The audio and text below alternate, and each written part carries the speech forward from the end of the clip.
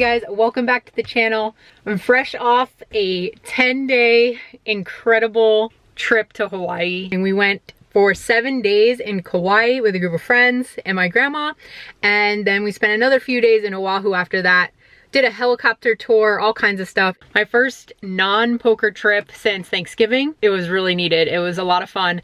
But we're back here in Vegas, and the World Series is just around the corner. Got big plans, gonna put my schedule together. It's gonna be an action-packed summer. I cannot wait to share it all with you guys. For now, I'm headed down to the Wynn. I'm gonna play another daily today. It's a $200 10K guarantee. Quick announcement before we get into the poker. I'm going to be starting a live stream, finally! I love vlogging, but one of the things about vlogging is it does take a lot of your time. There's a lot less chance to work on your game and improve. That's just how it is. You only have so many hours in a day, and playing online and streaming it to you kind of kills two birds with one stone. I can still engage with you guys. I can actually interact live with you guys while working on my game at the same time and kind of talk to you guys about that and get to know some of you in the chat. So I'm really, really excited about that. If you want to follow in the live stream, you can also click the bell on my channel so that you are notified when I'm about to go live. All right, that's enough talk. Let's go down to the Wynn and play some poker. Today's daily is a $200 tournament with 20K starting chips. Let's get into it. The very first hand I'm dealt is 7-6 suited under the gun 1. I raise it up to 1500 and the big blind makes the call. I c-bet on King 8-4, 2 clubs for 1800, and he quickly makes the fold.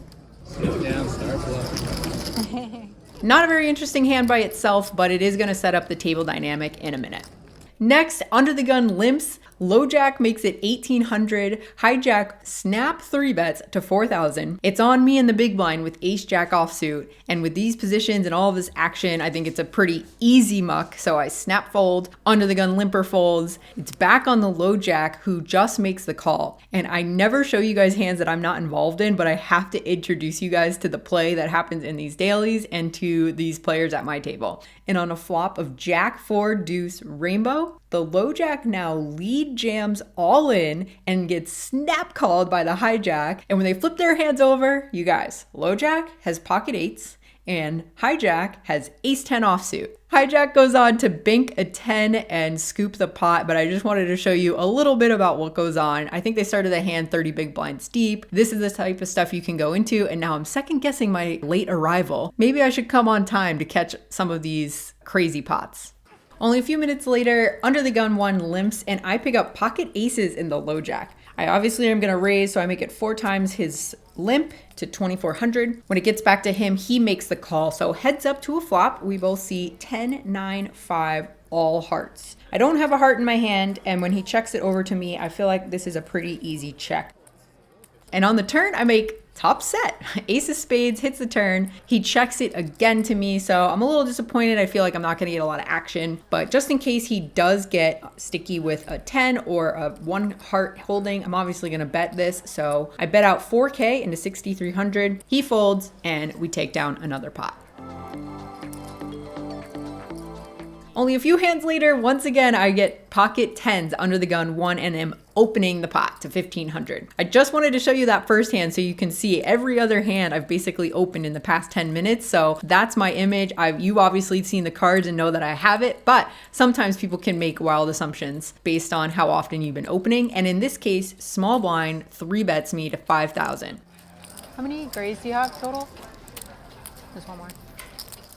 And with this dynamic kind of happening, I still think the positions are very strong from the small blind. A lot of people don't 3-bet that much versus an early position open in these dailies. So for him to do it, I still think it's kind of strong. Not going to be folding pocket 10s still. We're 50 big blinds effective, so I toss in the call, just in case he's attacking that perceived kind of loose aggressive range of mine. On the flop of ace queen 3 rainbow, my opponent now checks. I think that I'm still ahead of a lot of stuff. I think that people will pot control with stuff that is not top pair and even a weak ace X holding like ace jack if he were to 3-bet that from the small blind. So I'm just going to check this one back. The turn is the deuce of spades. This time my opponent leads out for 5K. I give him credit for having something like a queen X holding or middling ace X, or maybe he just had such a good hand like top set that he checked the flop, and I'm not going to continue, so I let this one go. On to the next.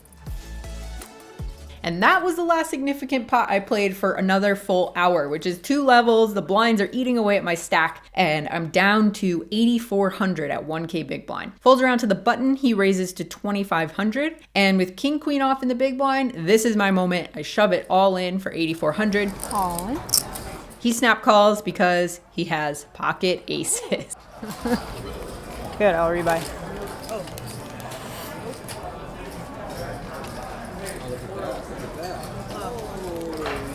And with that, the board runs out clean for him. I'm out of there, ready to stick in another $200 and start with a fresh stack. And before he could even settle into my new table, Under the Gun opens to 3K and I have pocket queens with 20 bigs in the hijack. I'm all in, dealer. Under the Gun snap calls me and he has queen jack of hearts. So looking to hold here. The flop comes out 9, 6, deuce, 2 hearts. So we have quite a sweat. Ooh, exciting. The turn is the 4 of diamonds and the river is a jack of diamonds. We fade the flush, double up right away, and the second bullet is off to a much better start. So I have a lot of momentum coming into this hand. Under the Gun 2 just limps for 1,200. Small blind makes the call, and I'm in the big blind with ace king offsuit. I raise this one up, I choose 7,000, and Under the Gun 2 calls and small blind puts out 2,500. I think he thought that the 5K chip was a 500, so he stuck in 2,500 accidentally. When the dealer said, no, it's 7K, I pointed to the bet. So he reluctantly tosses in his 5K chip and then immediately starts glaring at me. The dealer is scooping in the pot and this guy is just staring me down. He's right next to me, he's a big guy. The only reason I bring this up is because if you're a newer player and this was happening to you, it might make you feel highly uncomfortable and not want to come back. And I just want to kind of put it out there to remember that these things happen and it has nothing to do with you personally. It has everything to do with the person acting this way. And in this case, I honestly think he just was upset that he found himself in a much bigger pot than he wanted to be in and was kind of just taking it out on me and thought, you know, he could get away with it by just staring at me. Once the dealer puts out the flop of queen 6-6 rainbow, he's still looking at me and not acting. So I just calmly look at him and ask, Did you check already? no. He doesn't respond, but I think it kind of snapped him out of it and he does eventually check it over to me. With that out of the way, I c-bet for 7,000. Under the Gun 2 makes the call and small blind gets out of the way. The two of us see the 4 of clubs on the turn. So I have to kind of just shake off the small blinds situation and kind of refocus on the action here. The flop is something I would always do, c-betting on this flop. Pretty dry. If they have a queen, they'll continue, but this Under the Gun 2 player was a limper and the small blind was just completing, so their ranges are pretty weak. When they do call my 3-bet pre, they have low pocket pairs, they could have middling suited connectors, potentially a very weak Queen X holding. So I think that I just wanted to continue the aggression and get him off of all of those pairs that still are ahead of me, but that I will have trouble getting to showdown against. That's what I end up doing. I go all in, put max pressure on my Under the Gun 2 opponent. He had about 23K behind, so he does lay it down and we get a nice little bluff through.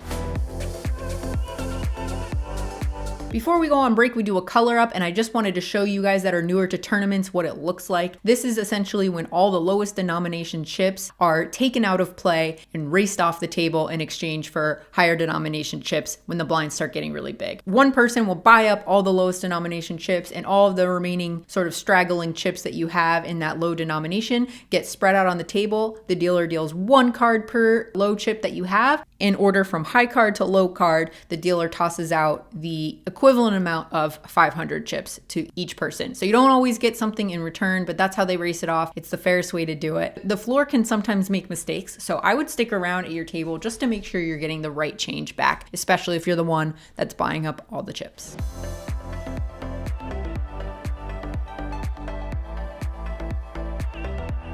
After break, I'm continuing to build and I've built my stack up to around 74,000 when this hand happens. Under the gun calls for 1,500. The low jack raises to only 3,500. Pretty small raise over a limp. The hijack calls and I'm on the button with ace jack suited. I thought I could maybe squeeze, but the stacks were very awkward that if I squeezed, it would be kind of annoying if someone came back over the top, and it's a perfectly good playable hand in position, so that's why I landed on a call. Small blind then goes all in for 12,500, so he has around 8 big blinds. Under the gun and low jack both fold, and then hijack thinks for a while, looks visibly on the fence about it, I should say, and then he says, That's a giant gamble.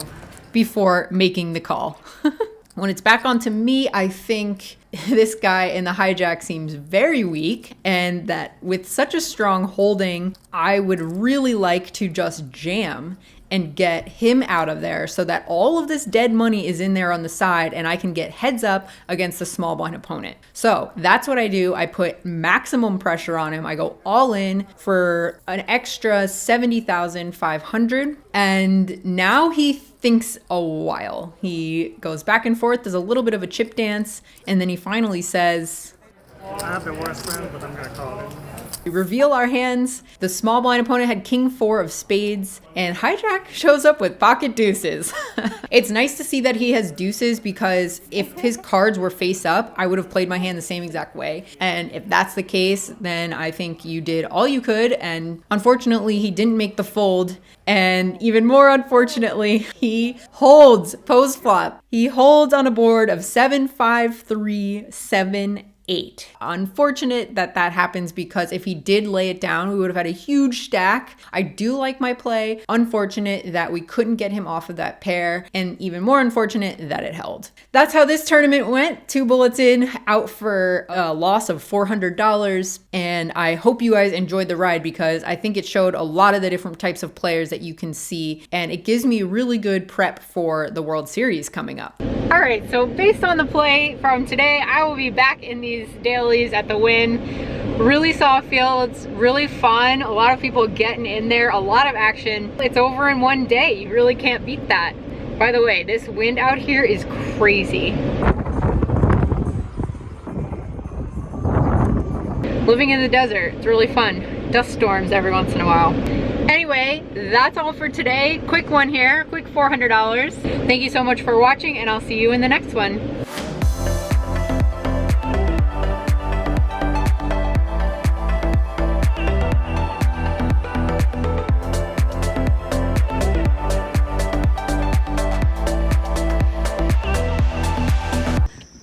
Look at that. That is the freaking backdrop. Little kids live here. And go to school They just ride here, their bike down here play like no soccer. big deal.